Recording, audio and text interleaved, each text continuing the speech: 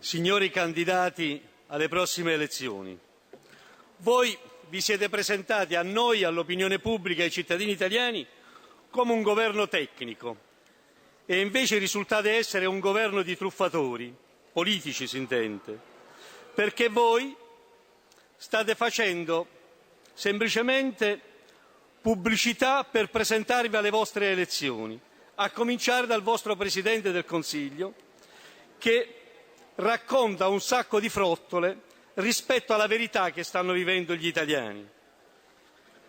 Gli italiani, nella maggior parte dei casi, non arrivano a fine mese perché la disoccupazione è aumentata, la recessione è aumentata, il debito pubblico è aumentato, le speranze di futuro sono diminuite.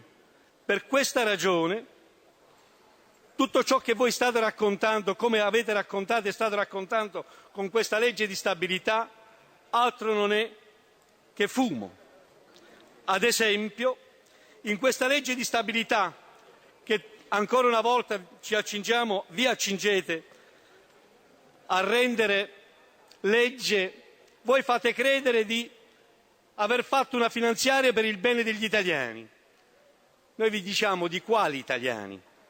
Agli italiani diciamo che il Servizio Sanitario Nazionale è stato ridotto di 30 miliardi, quello pubblico, in contemporanea è stato aumentato di molto il servizio sanitario privato. Agli italiani diciamo che sono stati tolti da 300 milioni a 1 miliardo di euro all'università e alla scuola e sono stati dati, nella maggior parte dei casi, alle università e alle scuole private. A quali italiani quindi state facendo gli interessi? A quelli che hanno più bisogno o a quelli a cui siete più ammanicati?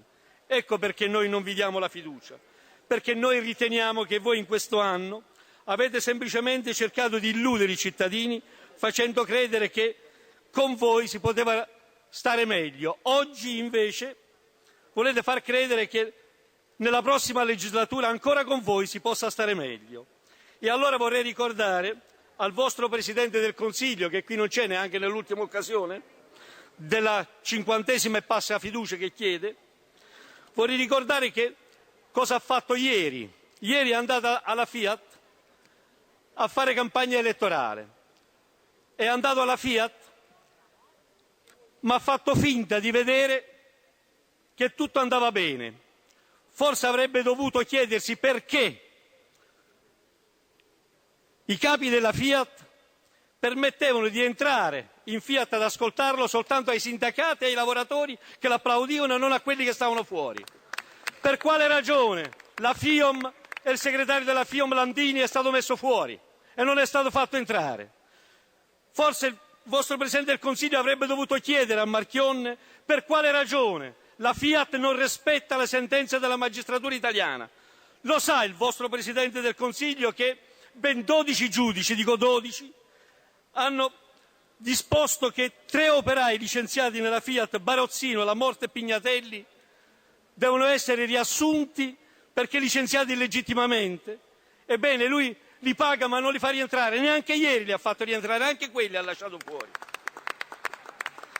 Quel miliardo che oggi e solo oggi si ricorda Marchionne di voler mettere per rilanciare l'azienda è un miliardo vero o un miliardo elettorale? Vorrei ricordare che la Volkswagen nel frattempo ne ha messo 50 di miliardi, è vero. Vorrei ricordare invece che nel frattempo la Fiat si avvale soltanto dei fondi statali e si avvale di attività all'estero per produrre quel che doveva produrre in Italia dopo che ha preso una marea di soldi dallo Stato.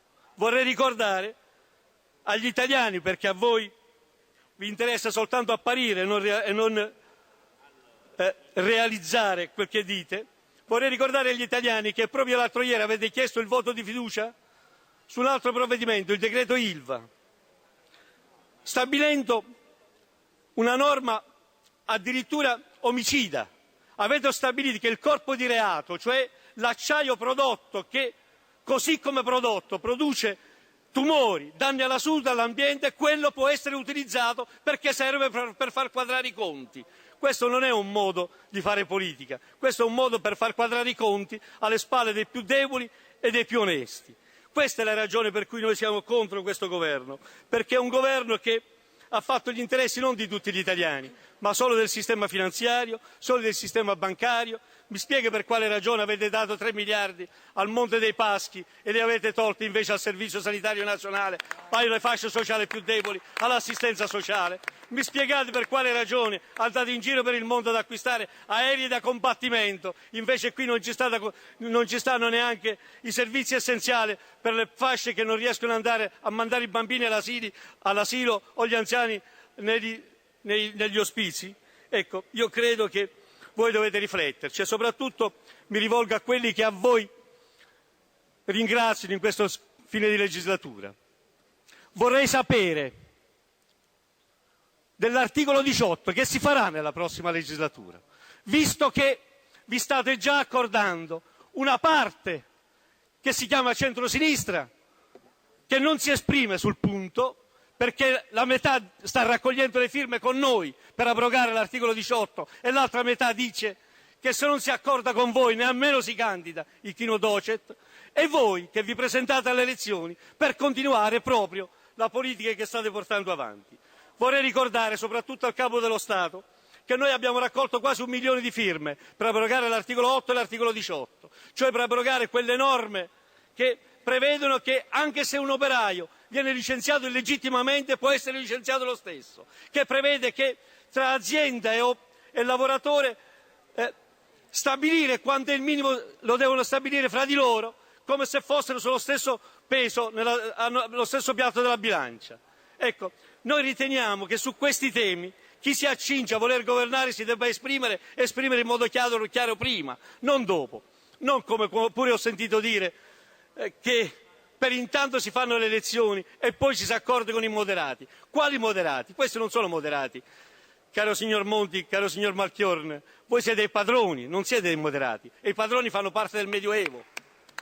Ecco perché noi dell'Italia dei Valori denunciamo ancora qui per l'ennesima volta che non si tratta di un governo tecnico, ma di un finto governo tecnico che si presenta alle elezioni, che ha cominciato a fare campagna elettorale, ha cominciato a farla sulle spalle dei bisogni dei lavoratori e che addirittura è arrivato a fare riunioni politiche a Palazzo Chigi, invece di occuparsi del Paese si occupa di come costruire le proprie liste e di come accordarsi sotto banco. Ecco perché noi denunciamo al Paese che per poter far apparire quel che non è, state facendo una serie di finte leggi, oltre alla finta legge di oggi, la finta legge di stabilità, dove avete tolto al pubblico per dare al privato, soprattutto in termini per la sanità e per l'università. Avete fatto una finta legge sulla incandidabilità. Quale liste mani pulite stiamo parlando? State parlando di liste in cui chi è condannato fino a 2 anni può candidarsi lo stesso, chi è candidato anche in appello, magari per strage di bambini innocenti, può candidarsi lo stesso, chi è candidato, se non definitivo, anche per fatti mafiosi può candidare lo stesso. Ma di quale legge sulla incandidabilità state parlando? Avete parlato di una legge anticorruzione. Quale legge anticorruzione? Avete cancellato il reato di concussione, avete ridotto le pene per il reato della corruzione.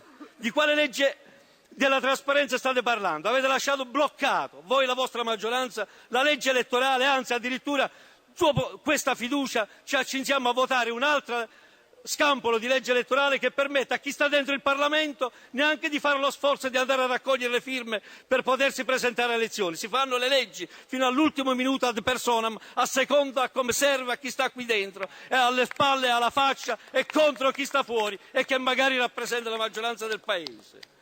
Voi avete parlato che bisogna risolvere il conflitto di interesse, ho sentito dire che come prima cosa, nei primi 100 giorni di governo, risolverà il prossimo governo il conflitto di interessi.